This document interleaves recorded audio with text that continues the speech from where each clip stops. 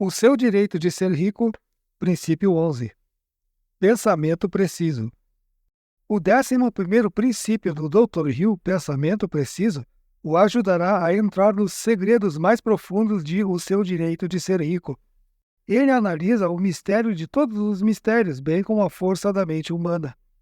Qualquer um que pretenda alcançar alguma forma de sucesso duradouro precisa aprender a arte de pensar com precisão. Essa pessoa deve entender os fundamentos do pensamento, inclusive o raciocínio indutivo, raciocínio dedutivo e lógica. Deve aprender a distinguir entre fatos importantes e sem importância, separar fato de ficção e discernir emoções de opiniões. Em última análise, deve pensar por si mesma, e você também deve. Não permita que ninguém, conhecido, amigo, parente, profissional da mídia ou autoridade, pense por você.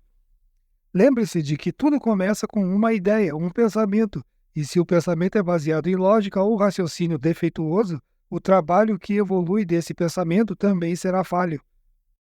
Não é fácil se tornar um pensador preciso, mas é absolutamente essencial que você consiga. Pensamento preciso é algo de que todo mundo fala, mas quase ninguém faz. É maravilhoso poder pensar com precisão, analisar fatos e tomar decisões baseadas em pensamento preciso, não em sentimentos emocionais. A maior parte das opiniões e decisões que você e eu e todo mundo, na verdade, produzimos se baseia em coisas que desejamos ou coisas que sentimos, não necessariamente em fatos. Quando existe um embate entre as coisas que você sente vontade de fazer e as coisas que sua cabeça diz que você tem que fazer, quem vence? Qual é o problema com a cabeça? Por que acha que ela não tem chances muito melhores? Por que não é mais consultada? Alguém já disse que muita gente não pensa, só pensa que pensa. E acho que isso resume tudo. Há certas regras simples que você pode aplicar à questão do pensamento preciso, e esta lição cobre cada uma delas. Elas o ajudarão a evitar os erros comuns do pensamento impreciso, como julgamentos instantâneos e ser manipulado pelas emoções. A verdade é que suas emoções não são confiáveis. A emoção do amor, por exemplo, é a maior de todas as emoções, mas também pode ser a mais perigosa. Surgem mais problemas nos relacionamentos humanos a partir da incompreensão da emoção do amor do que de todas as outras fontes de dificuldades juntas. 3 formas básicas de pensamento. Vamos começar pelo começo do pensamento preciso e ver exatamente o que é isso. Em primeiro lugar, há 2 tipos de pensamento baseados em 3 fundamentos principais, como segue. 1. Raciocínio indutivo, baseado na presunção de hipóteses ou fatos desconhecidos. 2. Raciocínio dedutivo, baseado em fatos conhecidos ou no que se acredita serem fatos conhecidos. 3. Lógica, que orienta a partir de experiências passadas semelhantes às que estão em consideração. Desses 3 tipos de pensamento, qual você acha que mais colocamos em funcionamento? Raciocínio indutivo, raciocínio dedutivo ou lógica? Raciocínio indutivo.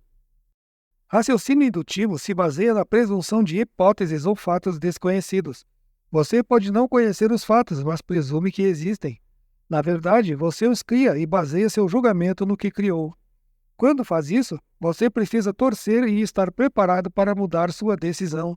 Seu raciocínio pode não se mostrar preciso, porque você o está baseando em fatos presumidos.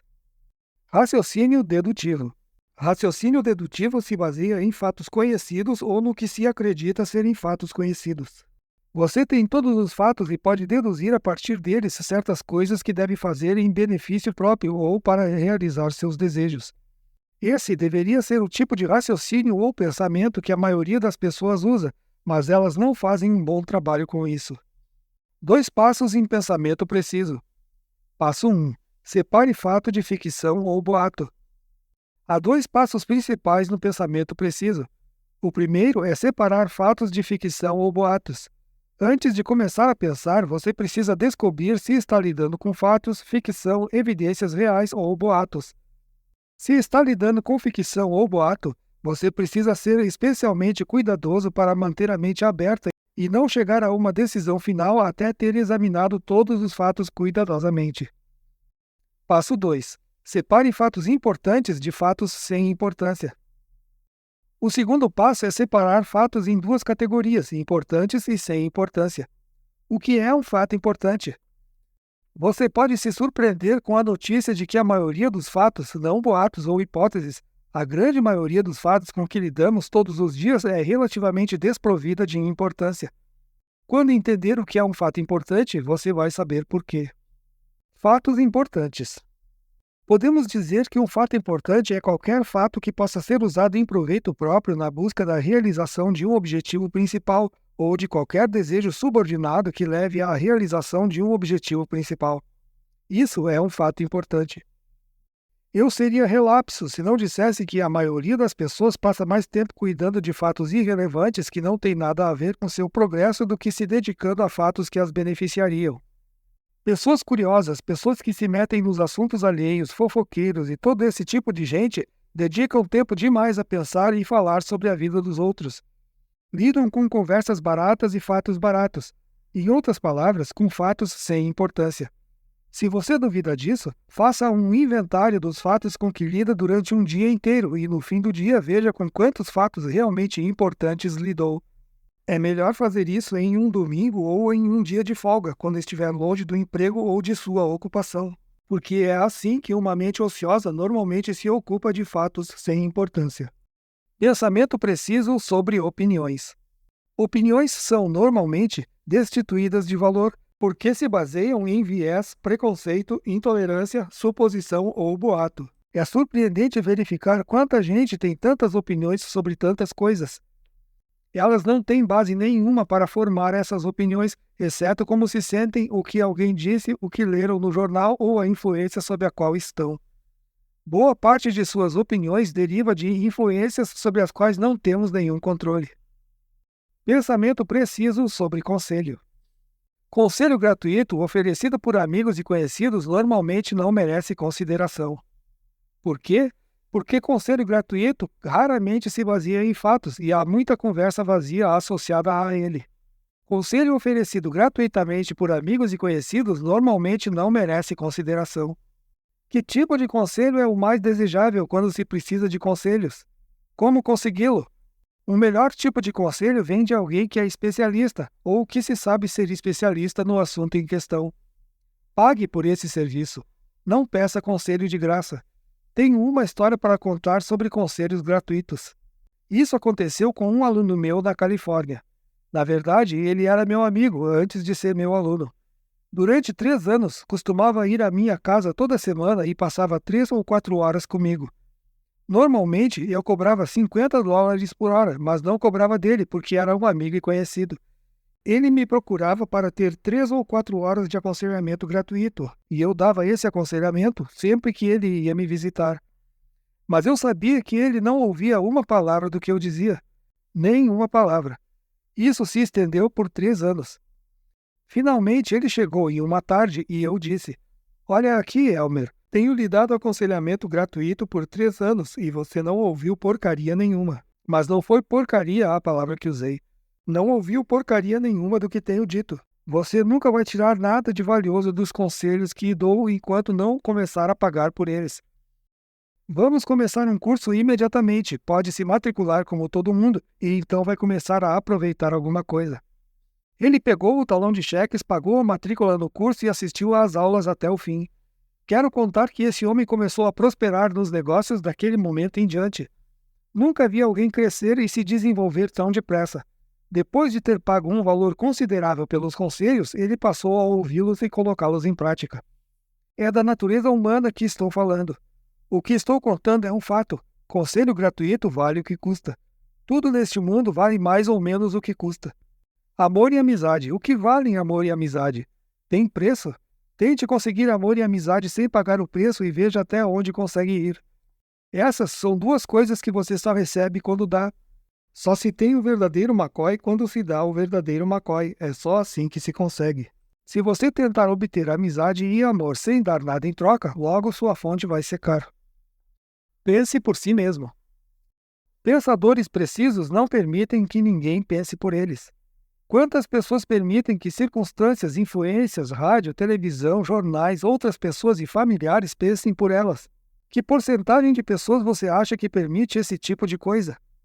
Ouvi alguns de meus alunos falarem em 97%, 99% e até 100%. Não é tanto assim, mas posso dizer que é quase isso. Muitas pessoas deixam outras pessoas pensarem por elas. Se tem um bem do qual me orgulho, vocês conseguem adivinhar qual é? Não tem nada a ver com dinheiro, contas em bancos, ações, investimentos ou coisas desse tipo. É algo ainda mais valioso que tudo isso. Vou dizer o que é.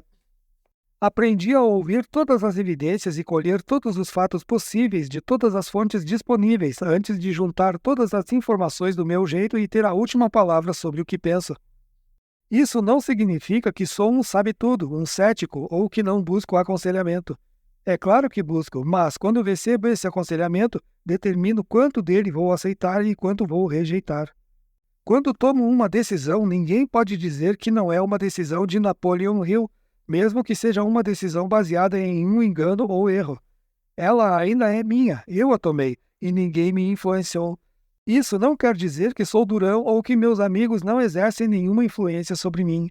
Certamente exercem, mas eu determino quanta influência eles têm sobre mim e que reação eu tenho a essa influência.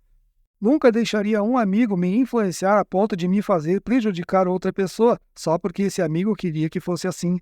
Muita gente já tentou e eu nunca permiti. Pense por conta própria. Acho que os anjos cantam no céu quando descobrem um homem ou uma mulher que pensam por conta própria e não permitem que familiares, amigos, inimigos ou qualquer outra pessoa os desestimulem a pensar com precisão. Enfatizo esse ponto porque a maioria das pessoas nunca se apropria de sua mente. Pensar é o bem mais valioso que todo mundo tem. É a única coisa que o Criador lhe deu sobre a qual você tem completo controle. Também pode ser a única coisa que as pessoas geralmente não descobrem e usam, se deixando jogar de um lado para o outro pelas pessoas como uma bola de futebol. Você não, é claro.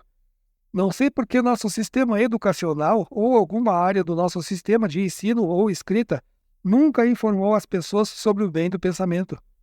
O maior bem do mundo, um bem suficiente para todas as suas necessidades, é o privilégio de usar a própria mente, pensar os próprios pensamentos e direcionar esses pensamentos para qualquer objetivo que você escolher. Mas você não faz isso. Tudo o que esta filosofia toca, independente da maneira como as conheceram, faz as pessoas desabrocharem como nunca desabrocharam antes. Faz uma grande diferença quando descobrem que têm uma mente, que podem usar essa mente e que podem fazê-la realizar tudo o que quiserem. Não vou dizer que todo mundo sai correndo e se apodera imediatamente da própria mente. Na verdade, as pessoas preferem ir com calma e entrar devagar. Mas com o tempo, os assuntos de sua vida começam a mudar, e a razão para essa mudança é que as pessoas descobrem esse grande poder mental e começam a usá-lo. Preste atenção à fonte. Não é seguro formar opiniões com base apenas nas matérias dos jornais. Na verdade, vi no jornal é um comentário introdutório que geralmente rotula o locutor como o pensador que faz julgamentos instantâneos. Vi nos jornais ou ouvi dizer ou dizem. Quantas vezes você já ouviu essas expressões? Quando escuto alguém começar o discurso desse jeito, dizem isso e aquilo, coloco mentalmente os fones de ouvido e não escuto mais nada porque sei que não vale a pena ouvir. Quando alguém começar a lhe dar informação e identificar a fonte dizendo, vi nos jornais ou ouvi dizer, não dê a menor atenção ao que for dito. Não que o que vão dizer possa não ser preciso, mas sei que a fonte é falha e, portanto, é possível que a declaração também seja. Proteja-se contra a fofoca. Fofoqueiros e maledicentes não são fontes confiáveis para se obter fatos sobre nenhum assunto. Não são confiáveis e são tendenciosos. Você sabe que, quando ouve alguém falando de forma pejorativa sobre outra pessoa, independentemente de você conhecer ou não a pessoa ou as pessoas, o simples fato de alguém falar de forma pejorativa sobre o sujeito já o coloca na defensiva e deixa em suas mãos a responsabilidade de estudar e analisar com atenção tudo o que é dito? Porque você sabe que está ouvindo alguém tendencioso. Sabe disso. O cérebro humano é uma coisa maravilhosa. Acho fascinante como o Criador foi inteligente ao criar o ser humano, fornecendo a nós todo o equipamento, todo o maquinário e o mecanismo para diferenciar falsidade e verdade. Há sempre alguma coisa presente na falsidade que alerta o ouvinte. É algo que você pode identificar e sentir. A mesma coisa acontece quando alguém diz a verdade. Pela mesma lógica, O que acontece quando você ouve alguém ser elogiado demais por um amigo dedicado ou amoroso? É um elogio e é menos perigoso acreditar nele, mas se você quer fatos precisos, estude os comentários de natureza elogiosa com a mesma atenção com que analisa os outros. E se eu mandar alguém para você contratar, enviar com essa pessoa uma longa carta de recomendação ou telefonar para você e enaltecer todas as qualidades dessa pessoa maravilhosa? Se você for um pensador preciso, vai saber que estou exagerando, que é melhor tomar cuidado com o quanto aceita e é melhor fazer uma investigação por fora. Certo? Não estou tentando incentivar seu ceticismo. Não quero que se tornem desconfiados. Só quero chamar a atenção de todos para a necessidade de usar esse cérebro que Deus nos deu para pensar com precisão e analisar os fatos, mesmo que não encontre exatamente o que estava procurando. Muitas pessoas se enganam e não há enganação pior que aquela praticada contra si mesmo. Há um velho provérbio chinês que diz: um homem me engana uma vez, a vergonha é dele. Se me engana 2 vezes, a vergonha é minha. As pessoas parecem que nunca consideram a possibilidade de pensar com precisão ou fazer uma investigação. Vocês acham que banqueiros, por exemplo, são tão astutos que um vigarista não pode enganá-los? Um dos maiores vigaristas do mundo foi Barney Burke. Não sei o que aconteceu com ele, mas sei que agia aqui em Chicago. Eu o conheci e o entrevistei em várias ocasiões. Perguntei a ele que tipo de homem era a vítima mais fácil e ele respondeu: banqueiros, porque eles pensam que são muito espertos. Talvez agora você não preste muita atenção a fofoqueiros e maledicentes. Desejos não são fatos. Desejos muitas vezes são pais dos fatos, e muita gente tem o mau hábito de alinhar os fatos para harmonizá-los com seus desejos. Sabia disso? Você precisa olhar no espelho quando estiver procurando a pessoa que é capaz de praticar o pensamento preciso. Também tem que se colocar um pouco sob suspeita, não é? Porque, se quer que uma coisa seja verdade, você muitas vezes vai presumir que ela é verdade e vai agir como se fosse. Se você ama uma pessoa, vai relevar seus defeitos. Se ama muito essa pessoa, talvez nem veja seus defeitos. Precisamos tomar cuidado com como olhamos para aqueles que admiramos até que eles se mostrem por completo, porque já admirei muita gente que se mostrou perigosa, muito perigosa. Na verdade, acho que a maior parte dos meus problemas na juventude era a consequência de confiar demais nas pessoas. Quando deixo as pessoas usarem meu nome, nem sempre elas o usam com sabedoria. Isso aconteceu 5 ou 6 vezes em minha vida, porque confiei nas pessoas. Confiei nelas porque as conhecia, eram boas pessoas e diziam e faziam coisas de que eu gostava. Cuidado com quem faz e diz coisas de que você gosta, porque você vai relevar seus defeitos. Não seja duro demais com um homem que o incomoda e o obriga a se reexaminar. Não seja duro demais com ele, porque a pessoa que o irrita, mas o obriga a se examinar cuidadosamente, pode ser o amigo mais importante que você vai ter na vida.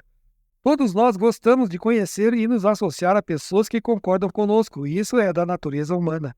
Porém, algumas pessoas a que você se associa e que concordam com você, embora tudo isso seja muito bom e adorável, podem tirar proveito de você e tiram. A informação é abundante e grande parte dela é gratuita, mas os fatos têm um hábito esquivo e geralmente há um preço a se pagar por eles. Certamente, o preço é examiná-los por sua precisão, porque isso é o mínimo que se tem que pagar pelos fatos. Tem uma pergunta que é a favorita do pensador preciso, quando um pensador ouve uma declaração que não consegue aceitar. Ele pergunta imediatamente ao declarante: como você sabe? Qual é sua fonte de informação? Se você tem a menor dúvida sobre o que estão dizendo, peça para identificarem a fonte de conhecimento, porque isso coloca a pessoa na berlinda e ela não vai conseguir responder. Se você perguntar como ele sabe e ele responder acreditando, como alguém pode acreditar em alguma coisa a menos que seja baseada em algo? Eu acredito que existe um Deus. Muita gente acredita, mas aposto que muitas pessoas dizem que acreditam em Deus, mas não conseguem dar a menor evidência dele se forem pressionadas.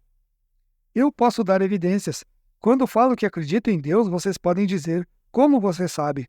Não tenho evidência de nada neste mundo como tenho da existência de um Criador, porque a organização deste universo não poderia se prolongar até o fim dos tempos e ao infinito, sem uma primeira causa e um plano para ampará-la. Vocês sabem que essa é uma verdade. No entanto, muita gente tenta provar a presença de Deus de um jeito desonesto, que, no meu livro de regras, não constitui evidência nenhuma. Qualquer coisa que exista, inclusive Deus, é possível de prova, e onde não existe essa prova disponível, é seguro presumir que ela não existe. Quando não há fatos disponíveis para embasar uma opinião, um julgamento ou plano, recorra à lógica para ter orientação. Ninguém nunca viu Deus, mas a lógica diz que ele existe por necessidade. Tem que existir ou nós não estaríamos aqui. Não poderíamos estar aqui sem uma primeira causa, uma inteligência maior que nós. Não poderíamos estar aqui. Vamos falar sobre essa coisa chamada lógica. Há momentos em que você tem um pressentimento, tem uma sensação de que algumas coisas são verdadeiras e outras não. Tome cuidado para respeitar esse pressentimento ou essas sensações, porque, provavelmente, isso é a inteligência infinita tentando romper a superfície externa e deixando você usar um pouco de lógica. Digamos que um de vocês se levante e diga: minha necessidade definida ou meu propósito principal é ganhar 1 milhão no ano que vem. Qual acham que seria a minha primeira pergunta? Eu perguntaria: como vai fazer isso? Quero ouvir seu plano e, depois de ouvir o plano, o que vou fazer a respeito dele? Aceitá-lo ou rejeitá-lo? Primeiro, vou analisar a pessoa, sua capacidade de ganhar 1 milhão e o que vai dar em troca disso. Minha lógica vai me dizer se o plano para isso é provável, funcional e prático. Isso não exige muito pensamento inteligente, mas é uma coisa muito importante para se fazer. Eu analisaria seu plano. Analisaria você, suas capacidades, sua experiência anterior e suas conquistas. Analisaria as pessoas que você vai ajudar e as pessoas a quem vai recorrer para conseguir esse $1 milhão. Quando eu concluir a análise, vou poder dizer que, provavelmente, você vai conseguir, ou vou poder apontar que é provável que você demore mais que 1 ano, como pretendia. Por exemplo, talvez leve 2 ou 3 anos. Por outro lado, posso dizer que você não vai conseguir. Se meu raciocínio indicar que essa é a resposta, é exatamente isso que vou dizer. Alguns alunos me fizeram propostas que tive de recusar. Tive que dizer a eles para esquecer o que pretendiam porque estavam perdendo tempo. É assim que age um pensador preciso. Ele não permite que as emoções tomem sua frente.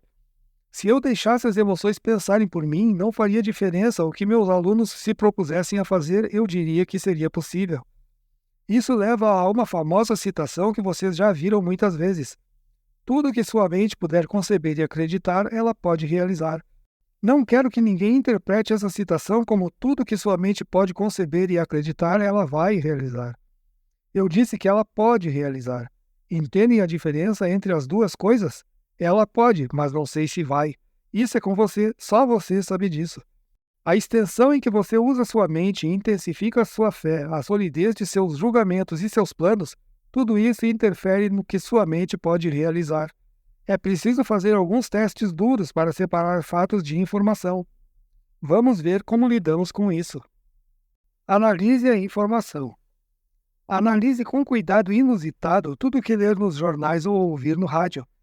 Crie o hábito de nunca aceitar nenhuma afirmação como fato simplesmente porque a leu ou ouviu de alguém. Declarações que contêm alguma proporção de fato são muitas vezes coloridas intencionalmente ou por falta de cuidado para terem um significado errôneo. Em outras palavras, uma meia-verdade é mais perigosa que uma mentira completa. É mais perigosa porque a meia-verdade pode enganar alguém que entenda metade dela, mas a considera inteiramente verdadeira. Examine cuidadosamente tudo o que ler nos livros, seja quem for o autor. Nunca aceite as palavras de nenhum escritor sem fazer as seguintes perguntas e ficar satisfeito com as respostas. Isso também se aplica a palestras, declarações, discursos, conversas ou qualquer outra coisa. Aqui vão as regras que proponho. O escritor é uma autoridade reconhecida no assunto de que trata? O escritor, orador, professor ou autor da declaração é autoridade reconhecida no assunto sobre o qual está falando ou escrevendo? Essa é a primeira pergunta que você faz. O escritor ou orador tem uma segunda intenção ou um motivo pessoal além de compartilhar informação precisa? O motivo que leva um homem a escrever um livro, fazer um discurso ou dar uma declaração em público ou em uma conversa particular é muito importante. Se você conseguir entender o motivo de um homem quando ele fala, pode determinar quanto ele é verdadeiro naquilo que está dizendo. O escritor tem interesse financeiro ou outro interesse qualquer no assunto sobre o qual ele escreve ou fala. Quando você descobre qual é o motivo de um homem para qualquer coisa que ele faça, Ele não consegue mais enganá-lo, porque você vai ser capaz de farejar a mentira. O escritor é uma pessoa de julgamento sensato, não é um fanático do assunto sobre o qual escreve? Já vi muita gente dedicada a ponto de ser fanática. Se você quisesse me julgar, por exemplo, não me julgaria pela gravata que uso, pelo terno que visto ou pelo meu corte de cabelo. Não me julgaria nem pelo meu jeito de falar, por como falo mal. Você não me julgaria por nenhuma dessas coisas. Você me julgaria por quanto estou influenciando as pessoas para o bem ou para o mal. Esse seria o parâmetro de julgamento e ele valeria para todo mundo. Você pode não gostar do estilo, da religião ou da política de um homem, mas, se ele faz um bom trabalho em sua área, ajuda muita gente e não causa nenhum prejuízo, esqueça o estilo. Não o condene se ele estiver fazendo mais bem do que mal. Antes de aceitar declarações de terceiros como fatos, determine o motivo que os fez dar essas declarações. Determine a reputação do escritor em relação à veracidade e analise com cuidado inusitado todas as declarações feitas por pessoas que têm fortes motivos ou objetivos que desejam alcançar por meio de suas declarações. Seja igualmente cuidadoso ao aceitar como fatos as declarações de pessoas muito dedicadas que costumam deixar a imaginação correr solta. Use a cautela. Aprenda a ser cauteloso e usar o próprio julgamento quem quer que esteja tentando influenciá-lo. Use seu julgamento na análise final. E se você não puder confiar no próprio julgamento? Há momentos em que um indivíduo não pode confiar no próprio julgamento porque não sabe o suficiente sobre as circunstâncias que enfrenta. É quando ele tem que recorrer a alguém com mais experiência, educação diferente ou com uma mente mais aguçada para a análise. A propósito, você consegue imaginar uma empresa bem-sucedida composta só por vendedores de ponta? Já ouviu falar em um negócio assim? Eu já. Você deve estar pensando que é algo maravilhoso. Se são só vendedores de ponta, eles vão fechar todos os negócios do mundo. É claro que sim. E também vão gastar todo o dinheiro do mundo. 1 milhão. Em toda organização tem que existir um contestador que freia a equipe. Alguém que faz o trabalho desagradável e difícil. E alguém que cruza a linha de chegada. E derruba quem ficar na frente. E faz as coisas acontecerem. Eu não ia querer ser quem fica com as tarefas difíceis, nem quem freia a equipe, mas certamente ia querer ter os dois na minha empresa, se ela fosse muito grande. Evite revelar a resposta que quer de alguém. Quando quiser obter fatos, não exponha às pessoas que fatos espera descobrir. Por que digo isso? Imaginem se eu disser a vocês: a propósito, vocês empregaram John Brown e ele me procurou interessado em um emprego. Acho que ele é maravilhoso, e você, o que acha? Se John Brown tiver defeitos, certamente não vou conhecê-los com esse tipo de pergunta, vou? Se quero mesmo me informar sobre John Brown que trabalhava para você, como vou conseguir essa informação? Em primeiro lugar, não vai ser com você. Prefiro entrar em contato com uma companhia de crédito comercial para ter um relatório imparcial sobre ele, porque é provável que você forneceria a uma companhia de classificação de crédito informações que não daria a mim. É surpreendente a quantidade de informação que se pode obter com a agência comercial certa. Quando você aborda alguém diretamente para pedir informação sobre um homem, a menos que seja muito simpático e favorável, é bem provável que não obtenha os fatos reais, mas uma versão temperada ou diluída dos fatos. Se fizer uma pergunta a um homem, não dê a ele a menor ideia sobre que resposta espera ouvir. Muita gente é preguiçosa mesmo e não quer ter muito trabalho explicando nada. Simplesmente dá a resposta que sabe que você quer. Você vai ser enganado, vai acreditar nisso e vai se arrepender mais tarde. Use um processo científico. Ciência é a arte de organizar e classificar fatos. Isso é o que significa ciência. Se você quer ter certeza de que está lidando com fatos, procure fontes científicas para testá-los, se possível. Um homem de ciência não tem motivo ou inclinação para modificar, alterar ou representar mal os fatos. Se tivesse essa inclinação, ele não seria um cientista, seria um pseudocientista, ou um impostor. Tem muitos pseudocientistas e impostores neste mundo, gente que presume saber coisas que não sabe. Equilibre cabeça e coração. Suas emoções nem sempre são confiáveis. Na verdade, na maior parte do tempo elas não são confiáveis. Antes de se deixar influenciar demais pelos sentimentos, dê à sua cabeça uma chance de julgar o assunto em questão. A cabeça é mais confiável que o coração, mas o que forma uma boa combinação? Equilíbrio, de forma que os dois tenham voz igual, digamos assim. Se equilibrar os dois, você terá o conforto de encontrar a resposta certa. A pessoa que negligencia esse equilíbrio geralmente se arrepende da negligência. Inimigos do pensamento sensato. Aqui vão alguns dos maiores inimigos do pensamento sensato. 1. Emoção do amor. Está no topo da lista. Como a emoção do amor pode interferir no pensamento de alguém? Se me fizer essa pergunta, saberei imediatamente que você não teve muitas experiências amorosas. Se você já teve alguma experiência amorosa, sabe muito bem o quanto ela é perigosa. É como brincar com fósforos perto de explosivos. Não tem aviso prévio para começar a explosão. 2. Ódio, raiva, ciúme, medo, vingança, ganância, vaidade, egoísmo, desejar alguma coisa em troca de nada, procrastinação. Todos são inimigos do pensamento. Fique atento a eles constantemente para ter certeza de estar livre de todos, se o pensamento em questão for importante para você ou se, talvez, todo o seu futuro depende de pensar com precisão. Não é um fato? Seu futuro não depende em grande parte da sua precisão ou falta dela ao pensar? Se não fosse assim, por que o Criador lhe daria total controle da mente? De que isso adiantaria? A resposta é que a mente é suficiente para todas as suas necessidades, absolutamente, pelo menos nesta vida. Não sei se isso é verdade no plano anterior de onde você veio ou no próximo para onde vai. Não sei sobre esses planos porque não lembro de onde vim e ainda não sei para onde vou. Queria saber, mas sei bastante sobre onde estou agora.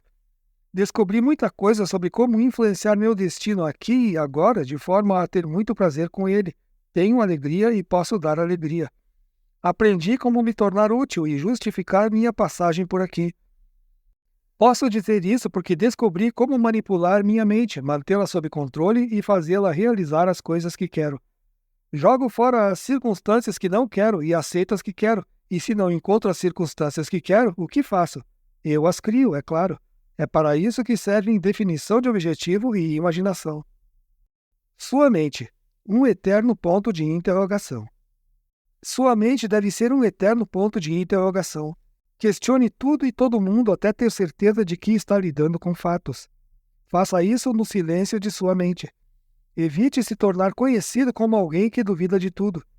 Não questione as pessoas verbalmente, porque isso não o levará a lugar nenhum.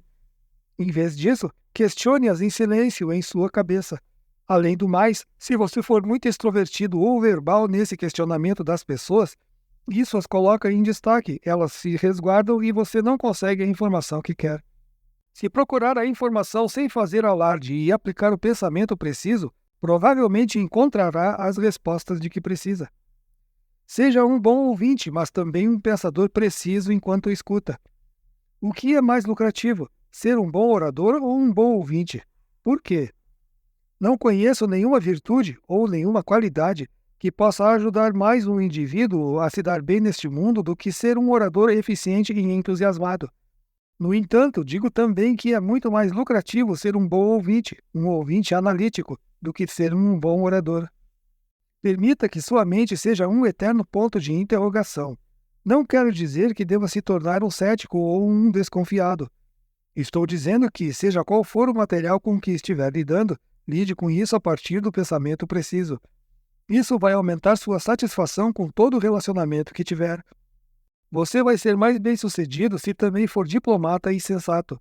Vai ter muito mais amigos substanciais do que tem com o velho método do julgamento instantâneo. Se você for um pensador preciso, a maioria dos seus amigos será formada por amigos que vale a pena ter. Hábitos de pensamento herdados. Seus hábitos de pensamento resultam de herança social e herança física. Observe essas duas fontes com cuidado, mas observe especialmente a herança social. A herança física lhe dá tudo que você é fisicamente: estatura, formato do corpo e textura da pele, cor dos olhos e do cabelo. Você é a soma de todos os seus ancestrais muito além do que consegue lembrar. Herdou um pouco de suas boas características e um pouco das más, e não há nada que possa fazer a respeito disso. É algo estático e está ligado ao nascimento. A parte mais importante de quem você é resulta de sua herança social. Isso inclui influências ambientais, coisas que você deixou penetrar em sua mente e coisas que aceitou como parte de seu caráter. Isso é, de longe, o mais importante. Sua consciência lhe foi dada como um guia quando todas as outras fontes de conhecimento e fatos foram esgotadas. Tome cuidado para usá-la como um guia, não como cúmplice. Você conhece alguém que usa a própria consciência como cúmplice em vez de guia? Elas convencem a própria consciência de que aquilo que estão fazendo é correto. No fim, a consciência acredita nisso e se torna cúmplice. Comece examinando emoções. Se você deseja sinceramente pensar com precisão, precisa pagar um preço por essa capacidade, e é um preço que não tem a ver com dinheiro. Primeiro, você precisa aprender a examinar cuidadosamente todos os sentimentos, submetendo-os à razão. Esse é o primeiro passo do pensamento preciso. Em outras palavras, as coisas que você mais gosta de fazer são as que mais deve examinar. Garanta que elas o levem à realização de algum propósito e que você vai querer esse objeto depois que o conquistar. Tome cuidado com aquilo que deseja, porque quando o conseguir, você pode descobrir que não era nada daquilo que queria. Eu poderia dar 1000 exemplos de gente que pagou caro demais pelo que conquistou. Ou queriam muito alguma coisa, ou tentaram ter demais dela, ou tiveram demais, ou não tiveram paz de espírito, ou não conseguiram equilibrar a vida com essa conquista. O resultado mais triste de minha pesquisa foi o que aprendi sobre os homens ricos que colaboraram para a construção desta filosofia. O fato de não terem tido sucesso além de dinheiro foi algo que achei muito triste. Eles não tiveram sucesso porque se tornaram obcecados pela importância de dinheiro e poder, o poder que o dinheiro podia dar a eles e o dinheiro que o poder podia dar a eles. Baseie opiniões em fatos. Você precisa eliminar o hábito de expressar opiniões que não são baseadas em fatos ou no que você acredita ser um fato. Sabia que você não tem direito a opinar sobre nada, absolutamente nada, a menos que baseie essa opinião em fatos ou no que acredita serem fatos? Você tem o direito, é claro, mas quero dizer que você tem a responsabilidade de assumir o que acontece com você se manifesta uma opinião que não é baseada em fatos ou no que acredita serem fatos. Você pode se enganar e muita gente passa a vida se enganando com opiniões que não têm base para existir. Você precisa desenvolver o hábito de não se deixar influenciar pelas pessoas de maneira nenhuma, só porque gosta delas ou porque se relaciona com elas ou porque podem ter feito algum favor a você. Administre obrigações.